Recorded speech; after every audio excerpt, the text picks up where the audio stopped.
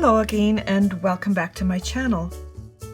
In today's video I have something very exciting to share. I have bought a new palette box, and the reason I bought this one is because it was at a local store, which was easy, and it has 33 wells. So I'm going to be filling it with paints from tubes, which I have. But first I wanted to show you what I've been working with so far. I have my large palette, which I've had for many years, which is great when I'm doing big paintings. And then I have this smaller one, which I also filled with paints. It came empty. It's just a plastic palette. I have a little travel one by Winsor & Newton, which is great if you just want to make some small sketches while you're traveling or at the beach. That one's great, but it doesn't have a lot of colors. I also bought this one, and this is Pastel Dreams by Prima Marketing, because it had such different colors in it. And the colors are like this. These are the ones it came with. I took this one to Rome with me along with this little travel one, and I found that I was missing colors I wanted, especially greens and blues. So I bought some of these little half pans to put in with it, and that's this little T-shape here. These are the ones that came with it. I love these colors, but again, it's another little piece to carry. And then I got this for Christmas, and I think it's just brilliant. Look at this. Is this dreamy or what? And wonderful for travel. So many more colors and easy to carry. It comes in a little plastic box, and it comes with its own water brush, which is wonderful. And then I recently bought these Finetec pearlescent colors, which are beautiful. I love them, but they don't go with everything. They're for certain kinds of projects. So today I'm going to be filling my new palette. So let's just open it up here. It's called Airtight Watercolor Folding Palette Box by a company called Art Advantage, which I'm really not familiar with, but when I saw this at a small local art store, I thought about it, and then I actually went back and bought it. It has an interesting advantage in that it's airtight. So this clamps down, and it has a seal around it, a silicone seal, but it also has trays that come out. So if I'm mixing for big paintings or projects, I can take this out. I can use this side as well. Plus, this comes out and also leaves more space there. So I've lined up my colors, which I'll show you. These are the colors that I'll be using for my new palette box.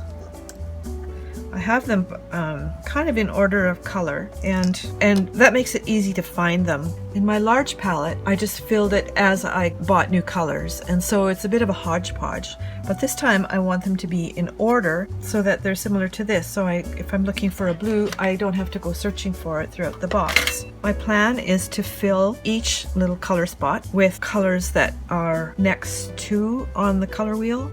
I'm beginning with Chinese white. Now usually you don't have white in watercolor, but occasionally you need it just for lightening and making other colors creamy. This is a Cotman Chinese white. I'm not going to put very much paint in each well because I want to have lots of room to mix them. I also want to smooth them out a little bit. So this is my palette knife. I've just dampened it a little bit so the paint doesn't really stick to it. But I want this flattened out because I find just a lump of paint is a little bit harder to work with. And this is one of my favorite colors. It's called Jaune Brilliant #1 by Holbein, and I love it because it's a cream color, sort of a pinky cream, which just works for so many things, and it's just such a beautiful soft color. Next is a Naples Yellow Red by Van Gogh or Van Gogh, depending on how you like to pronounce that name. Next to that one I'm going to put Cadmium Yellow Lemon, provided I can get the lid off.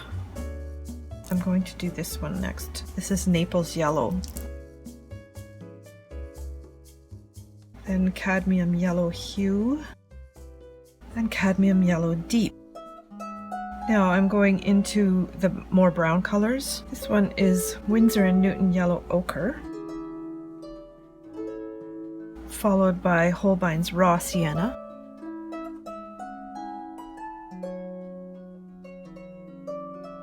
And then we have Burnt Sienna by Holbein, and Raw Umber, which is a darker brown. And then I'm going to go back this way so that they kind of all stay in a row. This one is Dyke Brown by Fragonard. Lovely, rich dark brown. I think I'll go with Lamp Black next, which is very black. Followed by Payne's Gray, which is sort of blue-black. Now I'm going towards the blues. My next one is Permanent Blue Violet by Van Gogh, which I seem to have bought more than once. And then Ultramarine Violet. This one is quite old and has gone quite stiff, but I'm going to get what I can out of it before I toss it. Now I'm going to leave a couple of spaces here because I don't have 33 colors and I'd like to have room for more when the time comes. So I'll leave one here. This is Ultramarine Deep from Holbein, also absolutely wonderful blue. This color is Prussian blue, which has a little bit more green in it than the ultramarine. This is Cerulean Blue. It's a Winsor & Newton artist watercolor. Lovely sky blue. And turquoise. I'm moving into the greens. This is a Phthalo Green by Venezia. Now we have a Hooker's Green. I just actually bought a brand new one. This is followed by Sap Green. This is a Rowney Georgian watercolor. And Sap Green is a wonderful one to use for leaves and foliage. I use Sap Green a lot. Another new one I just recently got is a Permanent Yellow Green. Wonderful for sunlit colors. I have an Emerald Green in my large palette, but I found that I don't actually use it all that much. I'm moving into the reds and oranges. This one is Permanent Orange. Followed by Cadmium Red Pale Hue by Cotman. Obviously I've collected these over the years. And then a Cotman Cadmium Red Deep Hue. Beautiful red color. And another one I just recently got is Madder Lake Light. I love that color. This color is Permanent Rose by Winsor & Newton. And Quinacridone Rose by Van Gogh, which comes out a beautiful pinky red color.